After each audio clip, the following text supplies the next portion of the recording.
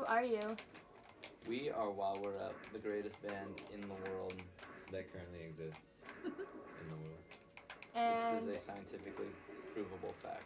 how did you become such a well-known, amazing band? I said we were the best. I didn't say we were well known. Yeah, this kind You of good will be. art never takes off. Yeah. So, basically, my name's Steven, And my name is Zach. and that was how we started. And then we recorded a CD together and made music to let people feel like they are not alone in the world. Awesome. So you guys are ASU students, right? Yep. Yes. How do you balance your band life with your school life? Well, honestly, it kind of feels like a lot of the time it doesn't balance in the way that a lot of people think of what balance means. Because it's more of just like a lifestyle overall, where it's just like everything is always band stuff. There's always something to do.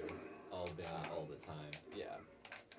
It's like, hey, do you want to hang out this weekend? Hey, do you want to help me make posters for something? Yeah, our hanging out usually involves picking up a guitar or being on Twitter or Facebook Yeah. So. or making a video Or playing Super Smash Brothers. or playing That's like the one thing we do that doesn't involve the band. But I mean, I do feel like this is applicable. And eating. This is. A lot of the moves that we do on here, we're going to try to replicate for a live show. Yeah. It's all about priorities. You do Yeah. what you gotta do first, and everything else will fall in line. Someone really smart said something like that once.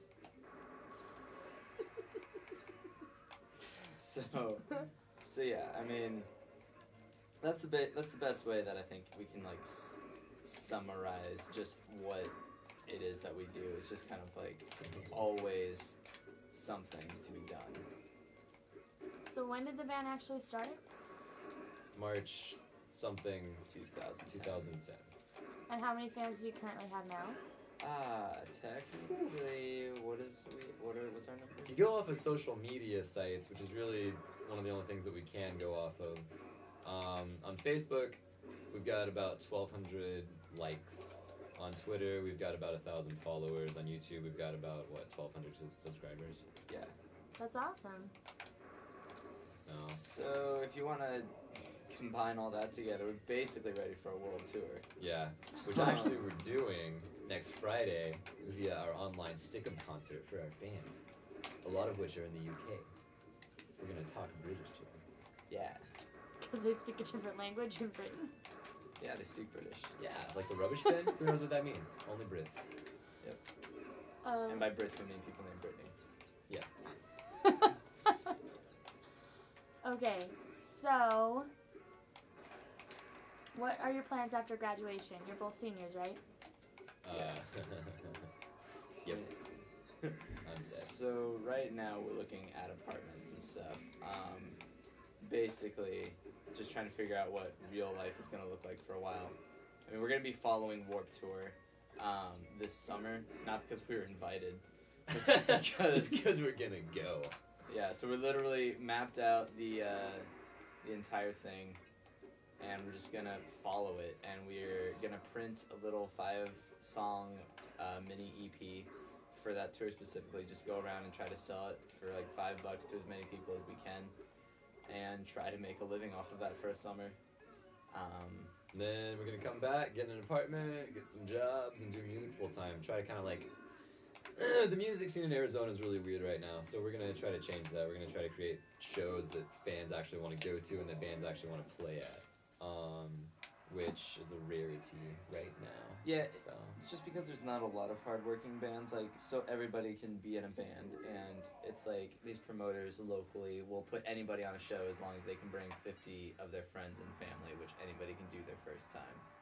It's just not a sustainable method of putting shows together is the thing. Not creating an environment conducive to people actually wanting to go to shows to see other bands either. It's just because a lot of people coming out are just there for support. And so you'll have people show up, see their friend's band, and then leave. And it really does nothing for anyone involved. So yeah. make a lot of music, make a lot of friends. It's plans for post-graduation. Yeah, basically, like right now we're doing everything for ourselves. Like if we had a manager or somebody with some know-how, it'd be awesome if we could just like glean from their wisdom and like have a direction to be put in. Like here's where you should put all your efforts and stuff like that. But like half of our efforts go to just figuring out what we should do, which involves just a lot of experimentation, just trying new things, what works, what doesn't. Trying to figure out which things are not working, which ones can just be done better. So yeah, it's a lot of talking to our fans, figuring out what they like, talking to our friends and family whose advice that we trust, looking at what's going on in the industry. I mean, it's just taking all this information and trying to do something with it. Yeah. Along with just like what we feel on our own. So Yeah. why do you do what you do?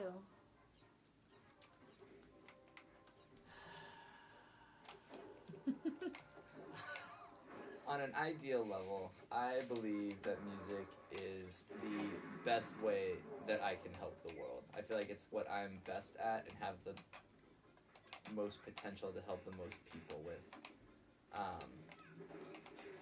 Because we do kind of come back to this question of just like, what is the purpose of us doing this? Like, is it just a kind of like an ego show of like, everybody look at us, look at how awesome we think we are, you should think we are too?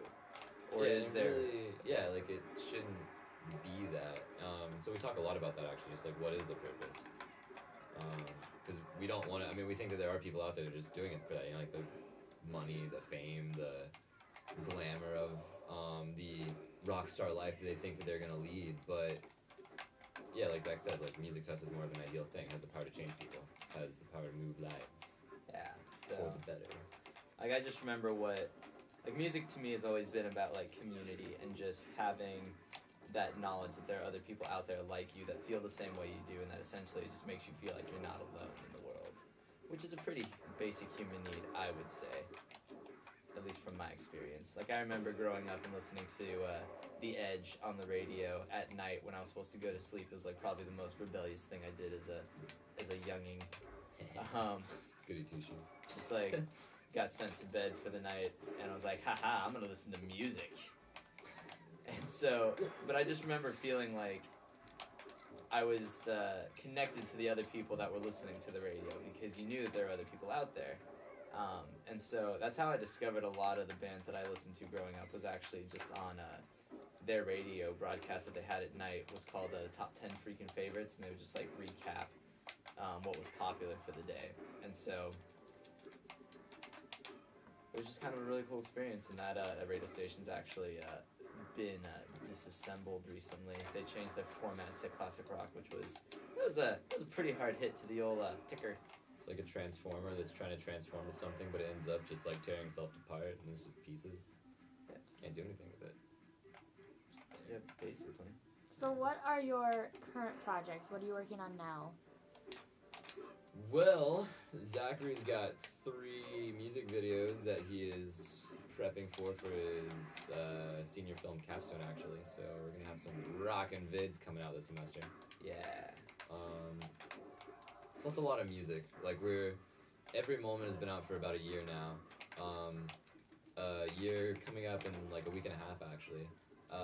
And so we're just ready for some new music. Like we think that our fans are ready for some new music. We're ready to play some new stuff at shows. Ready to really kind of hone that skill of ours. So that, getting some live shows together, figuring out what the heck we're doing after graduation, apartment wise. What about long term? What's your goal long term? Long term is to be signed to some sort of label, because they're essentially just an investor that helps you get more publicity.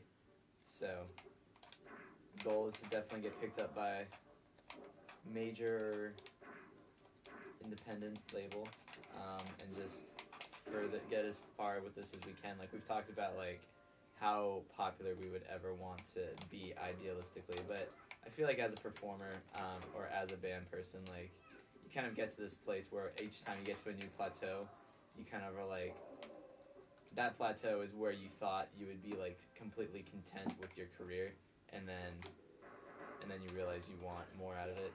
Because So- maybe those plateaus aren't what you thought they would be.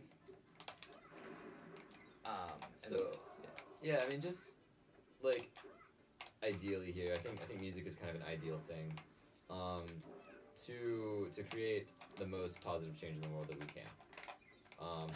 2 stars in a row, sucker. Yeah, so to create the most positive change in the world that we can. Yeah, and just on an economic level, just be able to sustain ourselves with our musical And our endeavors. future families.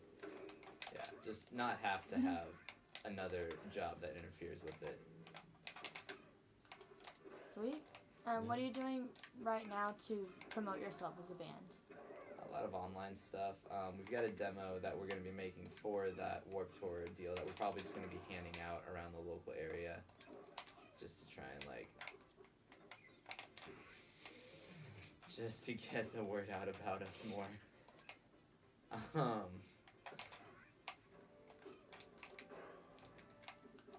Yeah. Any concluding thoughts? We have a concert on February 10th online, And I just won. and That's a good thing to end on, actually. I think I won. we're all winners.